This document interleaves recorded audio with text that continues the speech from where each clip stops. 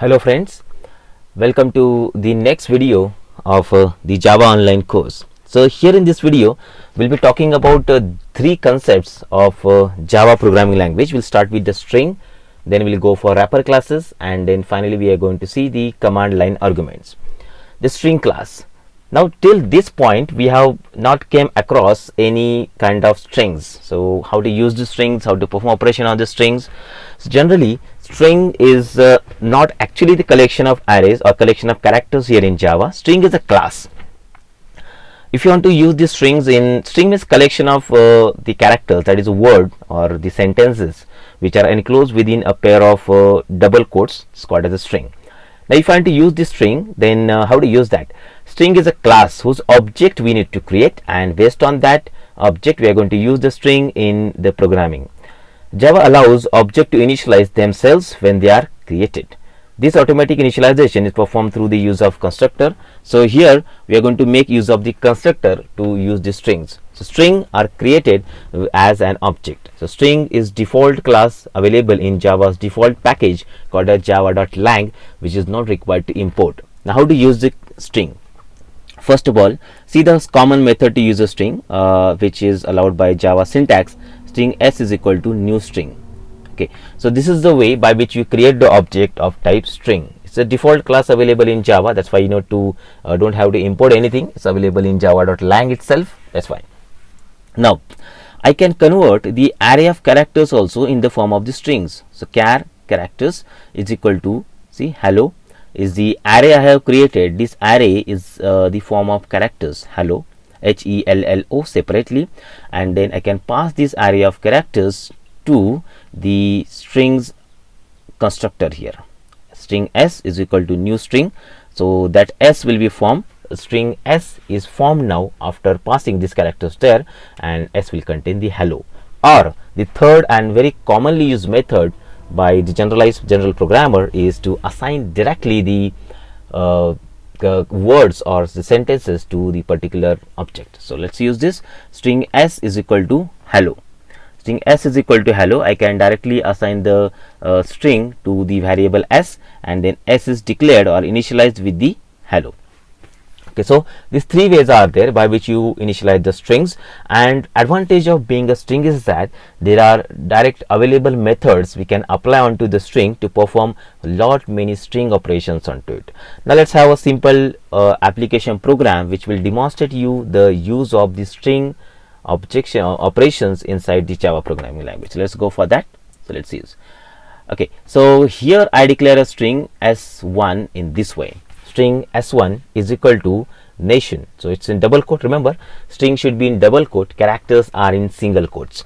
So double quote, we can have anything. Make sure that string is a special kind of the data, okay, contains data which will have all kind of elements inside. Everything is a string if you enclose that within a double quote, like uppercase, lowercase letters, numbers, special symbol, spaces, tabs, or we are having some escape sequences like new line characters, tab characters. Okay, everything that we can enclose within a pair of double quotes is called as the string. Okay, so this is how directly string can be initialized. Second, this is the string without any value. String is created, strings object is created, but it does not have any value inside it. I can assign the value to it with the help of this particular way. S2 is equal to world.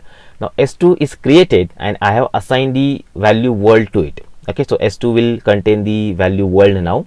Okay, so in the same way the values or the strings can be created. Now when the strings are created, advantage of being that string is that it's an object, so we can directly apply the methods to the respective object there. How to do this one?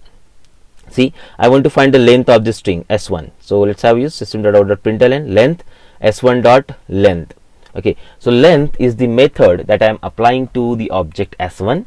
With the help of length, I can find how many number of characters that particular string is containing. So the output of this will be 5, because nation is the name of that particular string. Its value that a string is containing there. Okay, s2 similar we can apply to world also. Now see few more methods. Many methods are present, but out of that some applications I'll be showing over here how to use them.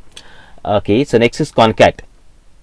Concat is the method by which you connect two strings together. Okay, if you are knowing C++, there also concat function is present, but concat function, it contains both parameters of strings here. So here I am using concat along with s1 dot concat s2, means s1 and s2 are connected together, and that is over written in the variable s1, object s1.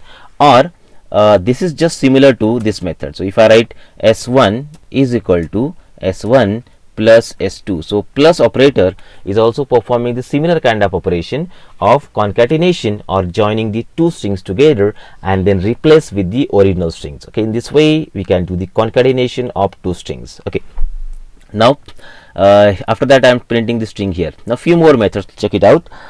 Next method is character at. I want to find a character present at location number 2, okay, in s1. What's the character location number 2? So NAT, T will be the character present at location number 2. If you want to check it, what character is present at location number 2, so we can do this one, s1 dot char at 2. Or I want to find a substring from 1 to 3. Okay, so from 1 to 3, so I can make use of this s1 dot substring 1 comma 4. So 4 is upper bound, which is not considered there. S1 dot substring if you want to find. Or I want to convert this s1 into lowercase format, so I can use s1 dot lowercase. Okay, so this is how we apply the methods to the strings. Check it out, see the output of this code. Length is 6, see, and here the string is nation world, which is connected together. Then character at is T, then substring is ATI, then lowercase nation world, because see it's replaced there, that's why the string is changed, then it's converted to lowercase. Now this is how we use the methods to them. Even if you want to compare two string, then also you can make use of equals method. The equals method is belongs to object class actually, which is present at the top level hierarchy of Java's object hierarchy there. Okay, so few more methods that we can use. If I write s1 dot, see the list of method will appear here. I'll just summarize the meaning of the methods which are shown over here. Let's see. The first is character at, that we have seen. Commonly used compare to. Compare to is to compare two strings, whether first string is greater or second string is greater. And compare to ignore case, will ignore the case and check it. Concat, connect the things together. Contains, it checks whether the string is present inside it another string or not. Or ends with, it checks that whether the string is ending with this word or not. Okay, like equals used to compare two strings for equality, and this compares two strings for equality but ignoring the case. Bytes, it converts the string into bytes array, like ASCII values of it. Okay, so not many are present. If I want to find index of a specific substring, index of is used. Is empty, I want to check whether string is empty or not. Last index of string, okay, it's present, a substring is present inside it, but from second end it is checked the last index of it. Okay, length we have seen already.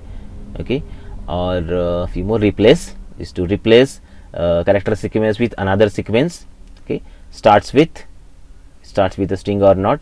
To lowercase, to character array, convert to character array. Lowercase letters, okay, converted to strings. This is a commonly used method for all classes. It's available there. To uppercase letters. Okay, or one more is there called a trim.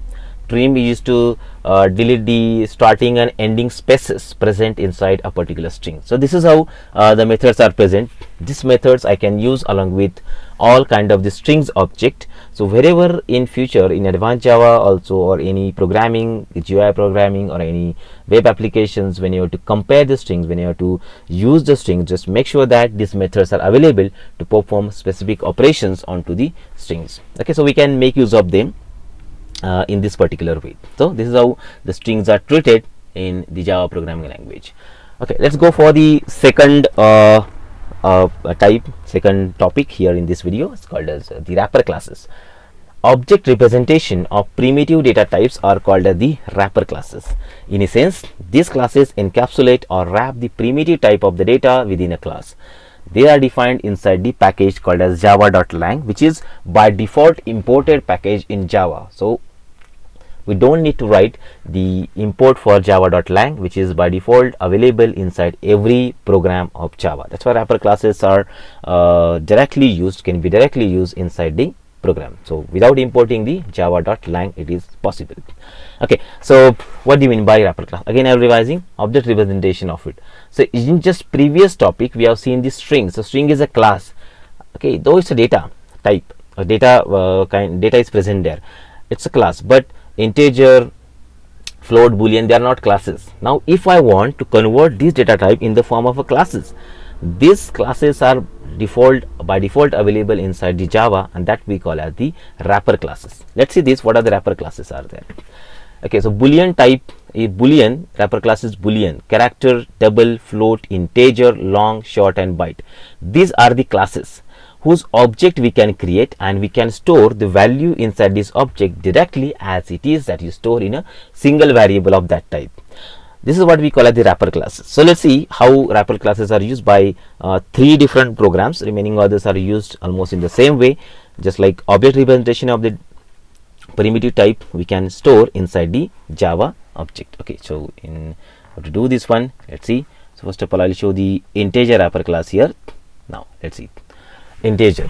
So I can store the integer value inside the object also by creating the object of integer class.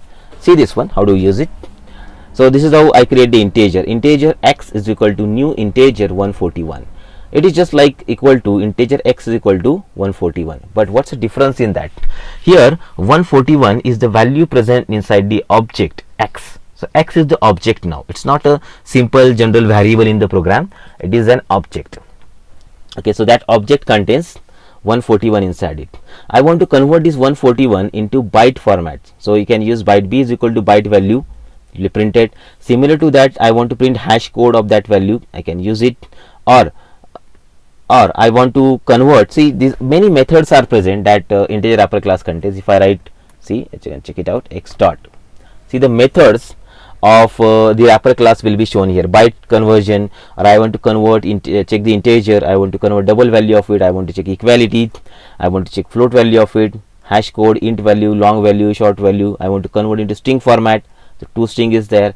So these methods will be available for us to use to on the object of type integer there. Okay, now we can use the hash code. So hash code will be used to print the hash code of the respective integer on the screen.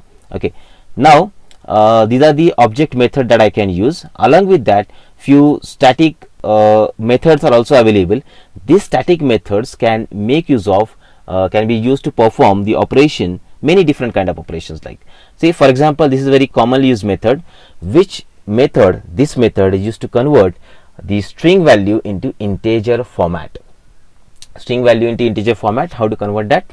So integer dot parseInt, and here I am passing the string value. See, 63 I have passed as parameter to it, but this 63 is in the form of the string. Now I want to extract the numerical value of it. So how to use this one? By using parseInt I am doing it. Integer dot parseInt 63. So it will extract the integer value out of it, but remember it should be compatible to integer, then only it will work. And then I am storing into variable val. Okay, then passed value will be stored here. Okay, so it will check it out, and I want to convert this into 141 into string format. So I can use string, toString. So convert into string value, and that will be printed in this way. Or I want to find the integer value of here for 22. So I can use this is almost similar to parseInt, but only simple value is extracted from there. So we'll be storing in y. Okay, see few more. Like integer wrapper class contains 2 binary strings, so it is used to convert the data into binary format, to octal string in octal data type format, in hexadecimal, so hexadecimal number system format. This is how we can convert it, and I am printing it. So integer wrapper class also contains few static methods. If I type integer, see, dot. Okay, so these are the wrapper classes. This is the wrapper class, and this contains the static methods by which we can perform operations onto the integer type of the data. See, these are the values that we can make use of, and based on these values you can perform operation. Like I want to see perform the reverse integers, so you can use reverse here. Okay, I want to do addition up to sum, to binary string, to hex string, to oct string, to string, Okay, so in this way you can perform the operation, different kind of operations, and even few constant. These are the 5 constant present that we can use. What data type it contain, how much size is there, minimum value, maximum value of that data. Okay, that's stored inside this. So this wrapper class contains the instance methods plus the static methods also. Along with that, we can perform different kind of operations on the wrapper classes. Okay, so on integer I'm doing these operations. If I run this code, just check it out. Okay, see this. So every method has performed its operation and generated the result from there. You can check the result. See this one. This is the result generated from all the methods which I used over here. So when I want to treat any kind of data type as the object format, I'll be making use of the wrapper classes. See, one more thing I just want to mention here. I can declare any type of the data in this way also. Integer num is equal to 67. So instead of writing int num, I can make use of the integer num also. So this integer num will signify that num is the object. It is not a simple variable, it's an object. So you can apply the methods onto it, and you can perform any kind of class operations on this particular object. Okay, this is how we can make use of the integer wrapper classes. Now if you go for float, okay, similar common operations are there, only operations which are different from each other I'll just given in that particular programs. Here I'm creating a float object, okay, f1, and this is how double object is created. This one, double, 0 divided by 0 is a nan value, not a number. Okay, double is created. Now here I'm showing the maximum value of double. So every data type contains this min and max value. So it will print the maximum value of the double as well as minimum value of the double data type also by using min value. Now this is how we can use parse float. Float dot parse float 6.3. So this float value is converted into the floating point, string value is converted to floating point format. Then I'm printing it here. Then d2, that is double value, then string format, and this is how I can use the instance methods. There is a method in float and double called as isNan. Okay, so when 0 is divided by 0 floating point, then we generate the nan value, and if any number is divided by 0, it will create an infinity value.